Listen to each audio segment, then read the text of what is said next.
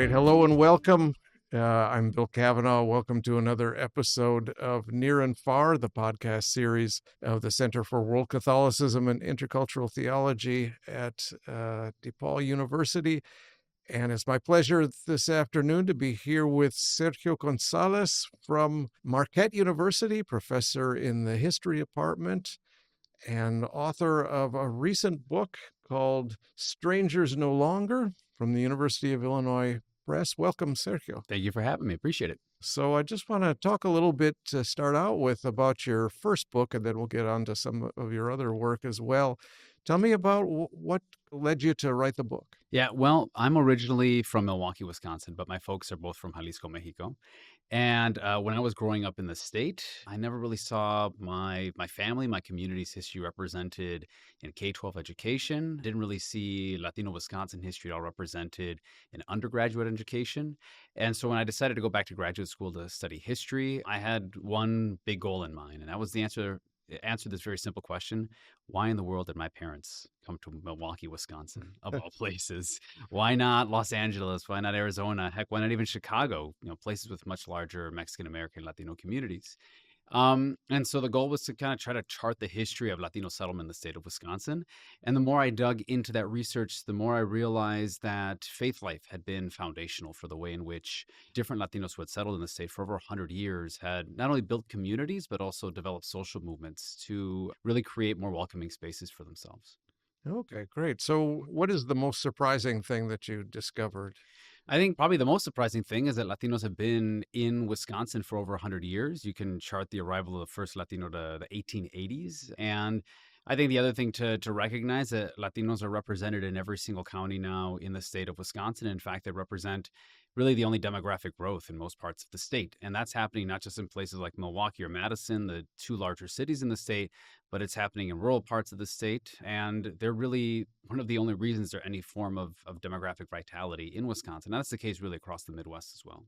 Yeah, interesting. My mom grew up outside of a small town, Arcadia, Wisconsin, and the last time we were back, Mexican restaurants and Mexican grocery stores, it was all Polish and German before. That is the touchstone kind of case study that people talk about when they talk about small town Wisconsin. I mean, I was there this past summer, and Arcadia. Arcadia, and you Huh. drive down Main Street, and it's like driving down the south side of Milwaukee. I mean, it really feels like a Latino part of town. I mean, you're right. There's barbershops, there's panaderias, there's everything that you would need to feel like you're at home. You go to the elementary school in Arcadia, and the majority of students in the elementary school are immigrant children, Latino students. And so you think to yourself, what would this place look like absent that type of growth? And it would be a really rough economic and social and cultural situation in some of the small towns in a place like Wisconsin. Right. Interesting. Wow. Yeah. No, when I was growing up, there were two churches. There was the Polish church and the German church, Uh-huh. two Catholic churches, that is. That's right. Yeah. And you went to one or the other, and you're either Polish or German. So yeah, that's wonderful the way it's changed. Yeah. So one of the interesting things that you found then is the idea that we tend to think of these Latino immigrants as recent arrivals, but there's really quite a long history. What effect does that myth have that they're all recent arrivals? Yeah, we know when I was growing up, there was this consistent narrative that Latinos were newcomers to the state.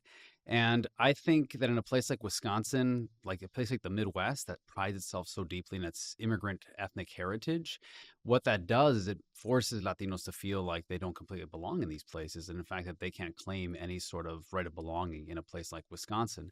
And so, Wisconsin heavily celebrates its German past, its Polish past, Slovenian past. I mean, really choose any sort of European immigrant to the state of Wisconsin, and it's deeply kind of solidified in the way in which the state understands itself. But that's a past, of course, that goes back to the 1920s, 1930s. I mean, most European immigration to the state functionally ended in the first half of the 20th century. And so Latinos who have been here now for over 100 years are somehow posited as exotic, as newcomers, as something that are different, as something that is alien. And what that functionally means is that they don't get to claim a full sense of history in the state as well. And so this kind of pops up in a lot of different ways. As a historian, I'm really invested in the way in which people remember the past. In the state of Wisconsin, there are no buildings that are registered in the National Registry of Historic Places for their Latino importance. Not a single one, right? There aren't any historic markers in the state of Wisconsin that chart Latino history in the state. And then, so what does that mean for the way in which we think about people as belonging in these spaces? And I think there are some pretty, really insidious ways in which that kind of bleeds in the way in which we think of then Latinos as these forever strangers, right? These forever aliens in these places, whether or not they're immigrants, whether or not they're fourth or fifth generation residents of the state of Wisconsin. So that must have been hard for you to do research. I mean, marginalized people don't leave a paper trail oftentimes. Did you have challenges kind of trying to dig up that history? Yeah, that's in fact how I opened the book in the archives, right? I talk about the way in which it was very difficult to find these histories represented in the archives. And, there's a personal pain that comes along with that, to think that archivists didn't think that your community was worth archiving over the last 100 years. But then there's the practical problem that comes along with it as a historian as well, to realize you have to try to tell this story about a community that hasn't been preserved in the archives in any sort of way. Fortunately, I was trained as an oral historian, and so I had one of the most important skills that Latino historians have, which is to go back into our communities and to talk to people. And those oral histories then serve as an impetus to do archival retrieval as well. So I'm part of a group of historians in the state of Wisconsin working in academia and in public history who are trying to rectify that inequity within our archives. And so we're called the Wisconsin Latinx History Collective. We're spread all across the state. We use our classrooms to develop undergraduate oral historians who work with us to go into the community and recover these histories. And we work with the Wisconsin Historical Society now to deposit these histories and make sure that they're available. So we have hundreds of stories that we've now recovered to make sure that this doesn't happen again, right? When you have that undergraduate, that graduate student that goes to the archives, they can find those stories represented. Yeah, interesting. So there's probably not too many people around left that were around in 1880. So I mean, are you looking in cemeteries? Where do you dig up that In the history? 1880s, that specific case, a man named Rafael Baez, and of course, as historians, we have to be careful to say this is the first of anything, because what we're really saying, it's the first that we can document. And so, fortunately, there were public historians in the 1970s who did this work of very piecemeal recovery. And so we have these threads that we have to follow up on, right? So we have some of his family papers that have been preserved, and then we have to look within the address registries, we have to look in census records, we have to look in employment records to kind of follow that up. And I think for me as an academic historian, I know that I couldn't do my work without the work of the community that's been preserving these histories within their own spaces, right? And so if they haven't seen the established historical societies as being places that are going to take care of their history, they do the work themselves. And I work as an academic, kind of serving as an intermediary between these two spaces. And someone who comes from these communities is to try to bridge that gap, right? Because I feel it's really important for state institutions, local historical societies to take this history seriously. And so we have to find a way to bridge the community archives and these established archives to make sure that they're preserved and they're made widely available for many people, because these histories aren't just the histories of Latino Wisconsinites, they're the history of all Wisconsinites. And so we have to kind of enmesh that history into the larger narrative. Yeah. So what was Raphael doing in Wisconsin in 1880? Well, the thing that really connects him to the millions of Latinos who come to Wisconsin in the 20th century is that he's recruited here for his labor. But he's not recruited here because he's a migrant farm worker or because he's going to work in a tannery or factory or foundry, which is what the majority of ethnic Mexicans were brought to Wisconsin to do in the 20th century. He's recruited here because he's a classically trained musician. And Oh, so no he's a bit kidding. of a child prodigy in Puebla, Mexico. There's this opera company from the United States that's doing this tour through Latin America. And these opera companies, when they would do tours, they would often bring local musicians to play with them. And so they're in Mexico City where he's training at the time, and they invite him to play with them. And after they finish their concert there, they bring him along with them to the United States. Hmm. And for some reason that I've never been able to figure out, when he finished his tour with this company, he settled in Milwaukee, Wisconsin. Okay. And so, he became an organist and a choir director for the churches and the synagogues, like the largest churches and synagogues in the city. He became a music tutor for the city's elite. Importantly for me, he became Marquette University's first Latino professor. So he was a Oh, professor of music at the turn of the century. And then he married a German-American woman who herself, Mary Schoenbeis, who was a classically trained musician herself. They had a few kids. Those kids did not have more children. So that family kind of ended. That story ends in the 1980s when his last daughter passes away. But it's kind of a fascinating thing to think about, that labor is the thing that brings him here. It's just a different type of labor than most Latinos and Mexicans are recruited to Wisconsin to do later. oh, interesting. So how about your parents? Were they in the opera as well? They were not in the opera. They came here like, immigrants have come to the Midwest for generations, which was to come for better economic opportunities. And so my dad's family came in the late 1950s. early 1960s, and my mom's in the late 70s. They came and my dad's family worked in industrial labor. My mom's family worked in all types of labor. I mean, my grandfather on my mom's side came to the United States many different times before they settled in Milwaukee, California, Chicago, Milwaukee. He made it even all the way up to Alaska. Wow. And, that's the story, I think, for a lot of Mexican immigrants is they're just looking for opportunities in the same way that other people have come to this country looking for opportunities. Right. Yeah. So hospitality is the theme of your talk that you'll give on campus Mhm. tonight, and it's a big theme of the book as well. And you talk about hospitality in both kind of positive and negative senses. Can you say a little bit about that? Yeah, I think oftentimes people have this concept of hospitality as having a positive connotation, but there's a lot of different ways of being hospitable. And I think here in the Midwest, we often have this specific phrase that we use, Midwestern nice, right, as a way of thinking of how we welcome people into our spaces. But I've grown up in this region, and I've always understood Midwestern nice to mean passive aggressive. And so I thought, what does that actually mean for the way in which this region has welcomed? This community has been here for 100 years, has certainly been invited into the space for their labor, but has not often been invited for their cultural or social standing. And so I understand hospitality as not just the way in which you welcome somebody into a space, but all of the different power relations that are embedded in the guest host relationship. And I think most importantly for me, drawing upon a large field that's called hospitality studies, right? And it's very deeply invested in questions of migration and integration. I'm interested in the way in which someone moves from being a guest into a neighbor, right? So at what point does somebody who is seen as a foreigner who stands outside the threshold of the door, at what point are they invited into a larger community to become a constitutive member of it?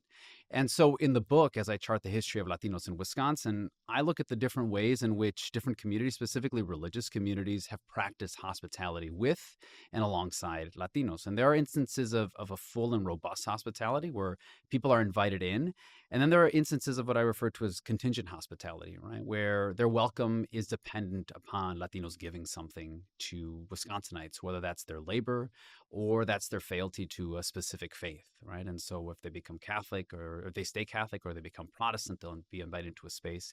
If they give their labor as migrant farm workers, they will at least be respected at the worksite. But as his hospitality studies have shown for quite some time, that's not a robust and full form of hospitality. For me, specifically looking at the angle for the question of houses of worship and people of faith, hospitality is central to the Christian faith, which is the faith that many Latinos who arrive in Wisconsin consider themselves a part of. And so I draw from Old and New Testament understandings of hospitality and incorporate it into the way in which people understand that idea of welcome and belonging within church spaces, religious organizations, and social movements that are deeply inflected by their faith.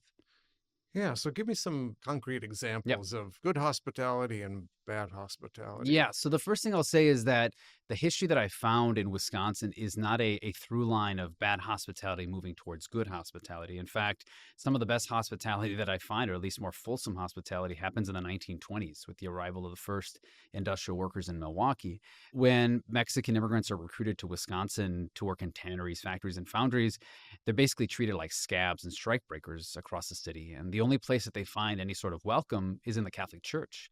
The Catholic Church on the south side of Milwaukee, Holy Trinity, it's one of the oldest churches in the city, very old German and Eastern European population there. They recognize these people as brothers and sisters in the faith. And so they invite them into the church. They help them establish a mission chapel that allows them to practice their faith in their own language, where they can practice their own cultural traditions. They provide them the resources to do so. And so of all the places in the city that they find any form of real belonging, it's the church that's really important. But then throughout the 20th century, the city of Milwaukee, the state of Wisconsin has some real difficulties understanding Latinos, whether they're Mexican Americans, Mexican immigrants, Puerto Ricans, as anything more than labor, as arms, as workers. And so there are some pretty dramatic examples across the state of, economic exploitation and of social segregation, of these people being recruited into the state as migrant farm workers, but they live in the shabbiest conditions you can imagine and are just paid pitifully. And churches go out into the fields trying to provide some sort of migrant ministry to these people.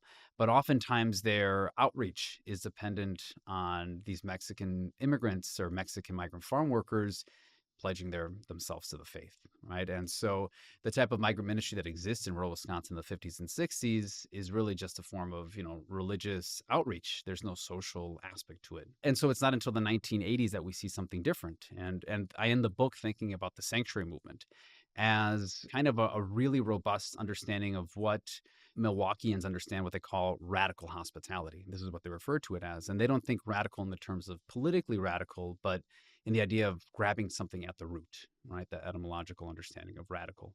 And so they understand hospitality as bringing people into their churches, offering them a form of safe harbor when they're being persecuted by the state, and then most importantly, trying to understand why people have been forced out of their homes in the first place and trying to rectify those issues, right? So petitioning, working alongside them to mobilize Wisconsinites and Americans to stop the Reagan administration's military interventions into the region in places like El Salvador and Guatemala that are forcing those people to leave their homes in the first place.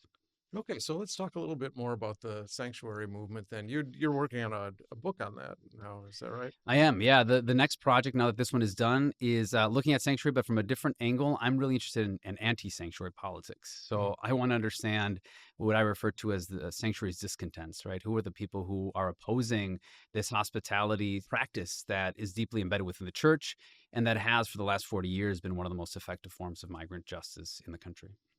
So you mentioned the situation in Central America as being the great impetus of the sanctuary movement and the movement of people to fleeing violence in the 1980s, probably starting in the 1970s. What's different about the sanctuary movement today?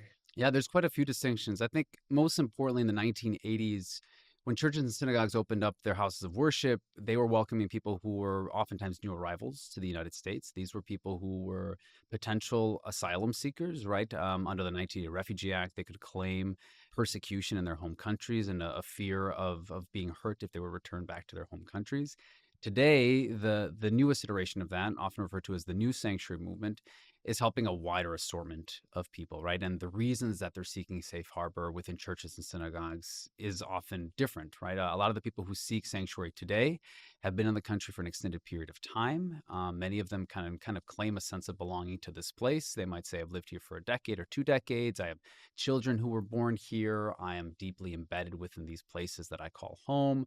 And they fear detention and deportation as something that's going to rip them away from that very fabric of the place that they call home. I think another thing that's really different today is that we have 40 years of history. And so in the 1980s, there was a novelty to sanctuary when people were kind of moving into these public spaces. They were trying to instigate a form of public consciousness among a larger set of Americans. We've now had sanctuary in this country for 40 years. We have sanctuary in churches. We have sanctuary in secular spaces, whether that's sanctuary cities or sanctuary municipalities. You know, after the 2016 election, we had things like sanctuary campuses and even sanctuary restaurants. And so sanctuary is in the air. And that means that many Americans have an opinion about sanctuary. And so sanctuary is now a loaded term that carries a lot of baggage as well. And so, you know, in 2025 now, we have religious organizations and houses of worship navigating what would it mean to practice sanctuary within this different political terrain. It's interesting that there are now secular sanctuary places, since the word sanctuary comes from the word for holy, right? Exactly. That Sanctum, is- exactly. Yeah. right. Yeah. So, yeah, can you say a little bit about the history of the so it goes back much farther than the 1980s. Oh, of course. I mean, Yeah. you know, it's placed within the Book of Numbers and this idea of having these cities set apart for people who are fleeing extrajudicial justice, right? Fearing that perhaps they had broken a law and that they were going to be tried for it outside of the regular system of justice, and so they could go to a city of sanctuary, or they could go to a sanctuary church, a place that would protect them until justice could be done, right? I mean, this is kind of the biblical concept of sanctuary comes from. We, of course, have examples throughout history of sanctuary being practiced going back to the medieval church. And then, of course, even more recently, thinking about the 19th century and the Underground Railroad and the abolitionist networks in the U.S. North that provided that form of safe harbor for enslaved people seeking freedom. And, you know, the sanctuary movement drew upon all of those histories in the 1980s as they developed kind of the license for themselves to do this type of work. They said, we are merely following the traditions of our church. And here in this country, we are merely following the traditions of this nation that calls itself a welcoming nation, a nation of immigrants, a place that offers refuge to those who need it. And so I have a colleague, Dr. Lloyd Barba, who teaches at Amherst College, and he refers to these as usable sacred histories, right? They kind of provide this framework by which people can lay themselves into a larger lineage of sanctuary practices. So there's a whole theological basis for the reasons why Christians might be interested in sanctuary movements and so on. It's interesting because, I mean, part of what you're talking about in your book, and we'll talk about tonight, is this sense of belonging Hmm. in the US. And it seems to me there's a sort of tension there because the more you belong to the US, the more American you become. There's also a temptation to become less Christian, Hmm. right? I mean, there's a tension there between the kind of patriotism and, loyalty to the borders of one's nation and this kind of transnational ideal that Christianity represents. So, how do you negotiate that? Yeah, I mean, I think obviously the Catholic Church is a perfect example, has been trying to negotiate that for 150 years, right? I mean, this is the way in which the church is trying to understand itself as an American institution, but also as a worldly institution. And so, when we think about Latinos as part of that history, they're just part of a longer lineage of Catholics trying to navigate that in this country, whether that's, the disestablishment of national parishes in the early 20th century and moving towards these American parishes, trying to integrate German Catholics and Polish Catholics into the larger American body to disabuse Americans who aren't of the Catholic faith of the idea that Catholics are something different, something distinct, right? But there's something that, of course, is lost in that process as well, that integration, Americanization perhaps means giving something of yourself up to integrate into the larger body.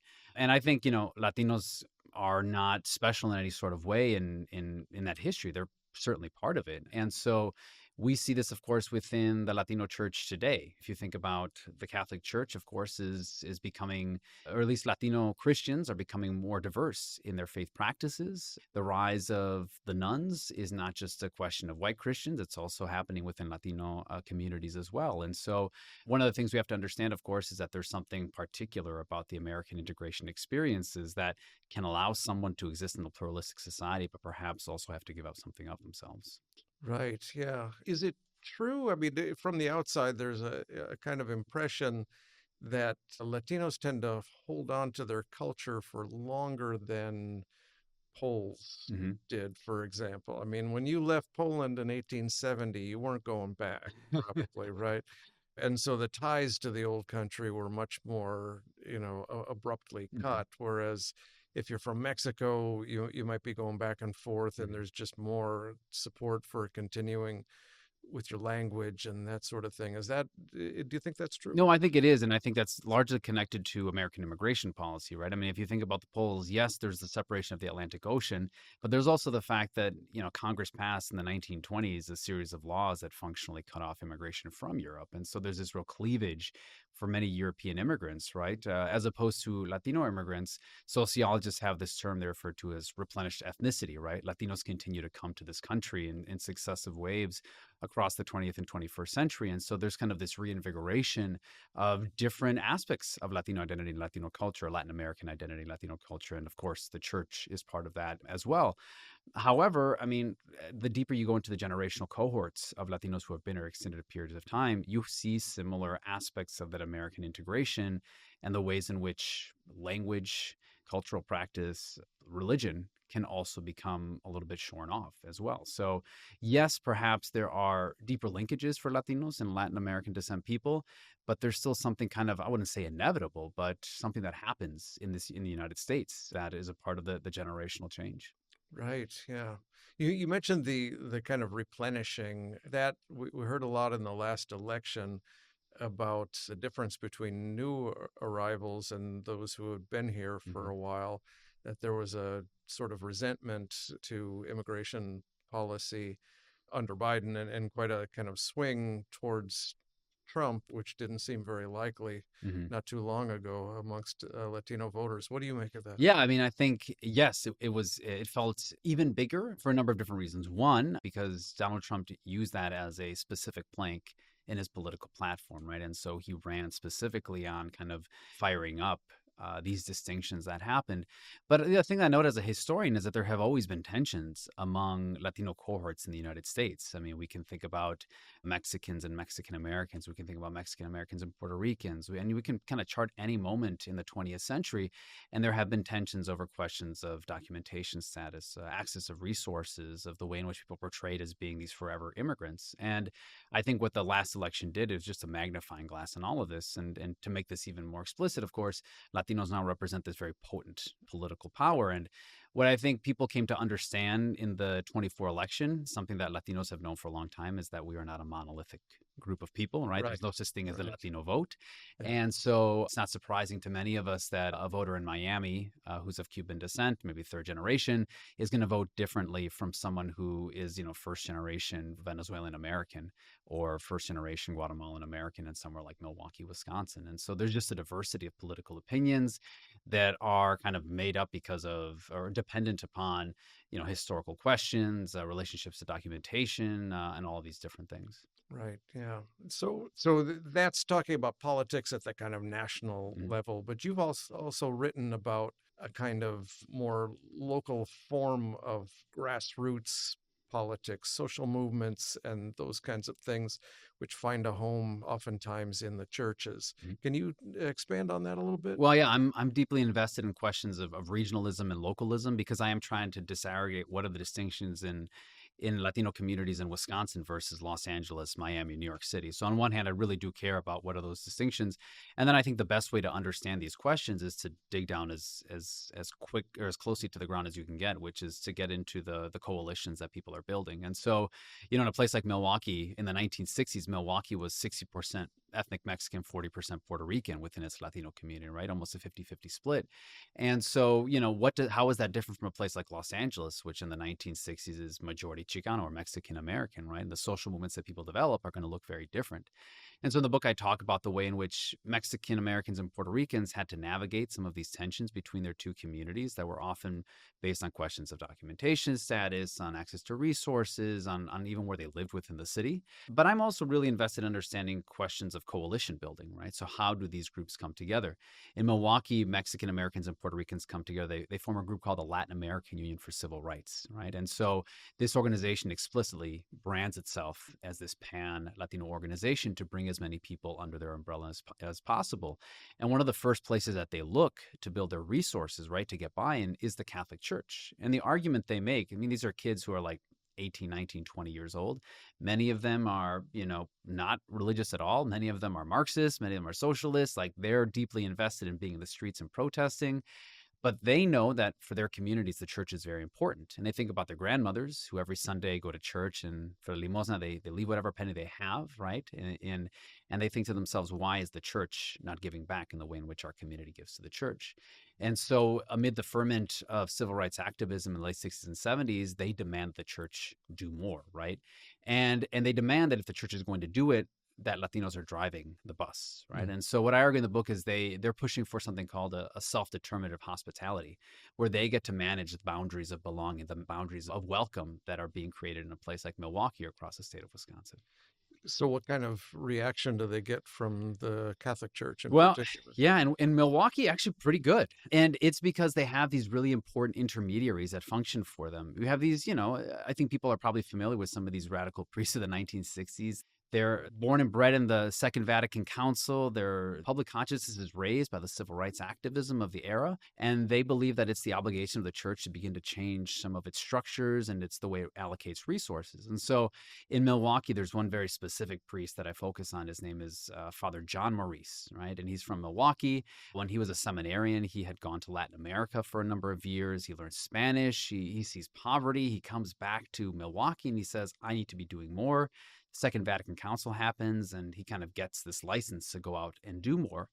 And he comes of age at the same time when the Black civil rights activism of the city is really bubbling up. Black activists in Milwaukee have their own intermediary, Father James Groppe, who helps organize civil rights protests and uses the resources of the Catholic Church to kind of build that movement in the city.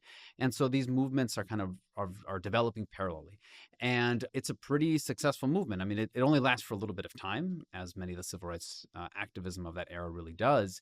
But I think it really charts a specific path for these communities to think about how they organize within their own spaces, but also how they petition these institutions that are so important for their communities to do more for them. There was a lot of back and forth between the U.S. and Latin America in that era. I remember John the 23rd called for 10% of American clergy to go to Latin America to address priest shortages there because the Protestant missionaries were eating their lunch. That's right. But a lot of recent nuns went and then came back and brought a lot of the Latin American church with them. So that's really interesting. Are there equivalent social movements kind of based in the churches today? Yeah, no, I think yes, absolutely, you're right. I mean, I'll just note to that point that many of the Catholic priests and the women religious that participated in the sanctuary in Milwaukee, many of them had spent time in Latin America in the 60s, 70s, and 80s. They'd been really radicalized by liberation theology, and of course, radicalized for them meant to see the root of the Catholic Church and its obligation to the poor and disenfranchised and those pushed to the margins. I think today within the Catholic Church, I wonder about the radicalism of that type of activism. I think there's sometimes a timidity that I see represented within some of these organizations. They move more into social service work as opposed to calling towards more activism in the streets, at least in the way in which we saw it either in the 60s or in the 1980s. But I don't believe that it's out of the tradition of the church to be able to do that work, right? I mean, certainly the tools are there, the history is there, and the need is there. I do wonder what the impetus will be to get people back in the streets. Right. Yeah.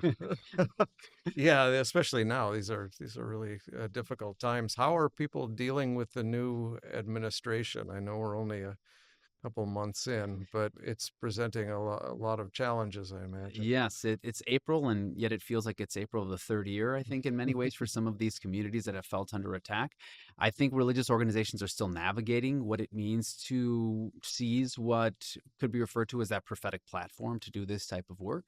They are certainly worried that the Trump administration doesn't respect the power of the church in a way that past administrations did. And I think he's made that clear in a number of different ways. I think most importantly for immigrant justice, we see it in the way which, within his first week, he revoked sensitive locations, this very specific memo that restrained immigration enforcement from places like hospitals, schools, and houses of worship. So now that that restriction is gone, there is a fear, of course, that if a church were to speak out on behalf of immigrant justice, that ICE agents will show up at the door, right? And they will enact a form of state power that will be very, very detrimental for those affected communities. And so this is why we haven't seen in 2025 the immediate outbursts of sanctuary that we saw in 2017 after the last election. And so I think houses of worship that have done sanctuary for 40 years are today wrestling with what it means to do that type of work, right? Because they have to have these two tensions in mind at once. One is that sanctuary is supposed to offer humanitarian aid. So if you have someone who arrives at your door and says they need help, your first obligation is to offer them assistance. But sanctuary has an important second part, and that is the political mobilization, right? Offering that prophetic platform to do political education, to try to change hearts and minds among people of faith, but among Americans in general. So how do you do both of those things when the federal government has told you they're going to come and bear down your door if they feel that you're engaging in a form of politically inflected religious activism? Yeah, I mean, it's really interesting because the whole idea of sanctuary is based on this idea that there is holy ground, right? The Holy of Holies in the temple in Jerusalem is what we think of as, the sanctuary of the church today is that part around the altar that is holy ground. Mm-hmm. And the idea that the troops can't enter into a place because it's holy ground is something that has been at the center of this whole idea. And now President Trump has just declared that null and void. Yeah, I think there's this idea of the profane cannot infringe upon that space, and yet we see him kind of daring them to invite him into that space, right? He's basically saying, if you do this, you are the ones as people of faith who are pushing me to do this type of work, which is just, it kind of throws out 250 years of American history. I mean, it seems like an entirely new way of thinking about the separation between church and state and thinking about the question of the sacred in civil society. And I think churches are afraid that he's actually going to call the gambit on that he's actually going to do it. And I don't see why he wouldn't, because there's not much that we can understand in the last few months to have any sort of reason. And so as people of faith who are called to offer safe harbor to people who are fearing detention and deportation, I don't think there are many churches who have the stomach to do that because they are afraid that it is actually going to cause harm to these communities. Right, right. But that's really interesting, the way in which, in the name of Christian nationalism, you are just obliterating this boundary between the sacred and the profane. The work that I'm doing here for my second book about thinking about, those who engage in anti-sanctuary politics, back in the 1980s, the opponents of sanctuary accused sanctuary activists of mixing faith and politics. And there's, of course, an irony to that because organizations like the Institute on Religion and Democracy, one of these organizations that was the main opponents of the sanctuary movement, they were referred to as the Reagan administration seminary because they provided much of the faith-based policy work that was going into the Reagan administration. So there's a bit of a duplicitous kind of finger pointing that's happening here, right? Sanctuary is the one that's bringing politics into the church, as if the church has ever been distinct from the politics of civil life, right? I mean, these things have always enmeshed, and people live their lives, people of faith live their lives in civil society.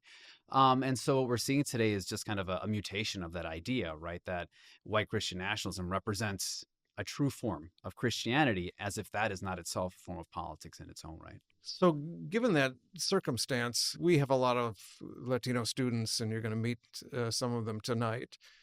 And a lot of them are wondering what it means to belong. What you have a lot to say about belonging. What is your message about belonging to students that are kind of in that middle space between, their heritage, which might come from elsewhere, might be recent, and their belonging in the U.S.? Yeah, I think the most important thing is to understand that there is not a specific way to belong in this country. There never has been. As a historian, I would say that civil society, religious teaching, whatever you may be, any aspect of life in this country has kind of pushed us to believe that there is a specific way of being in the United States. And yet we have all of these instances of people pushing back against those boundaries, right? And so belonging, of course, is a question of who gets to be in and who gets to be out, right? Who's considered a full member of an organization, of a community, of a group, of society, and who sits at the threshold, who sits outside of it.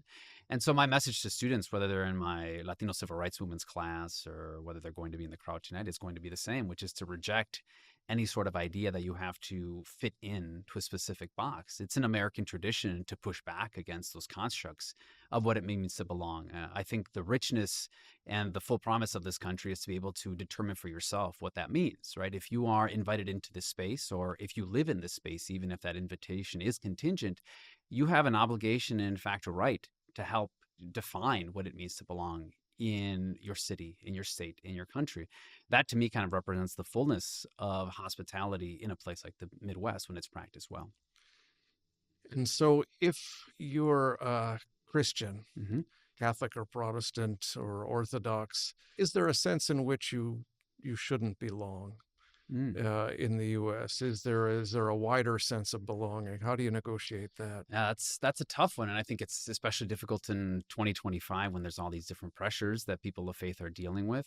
Within the Catholic Church, there are so many tensions happening now. And I think about the way in which there's all these strains happening, right? Whether there's this idea of a richness of Catholicism that will bring people in and thinks about those who have been pushed to the margins of society, or whether it's a church that is trying to solidify the boundaries of what it means to be Catholic, what it means to be Protestant, what it means to be Christian, right? Whether those boundaries are defined by a question of political nationalism as we've kind of understood it, right?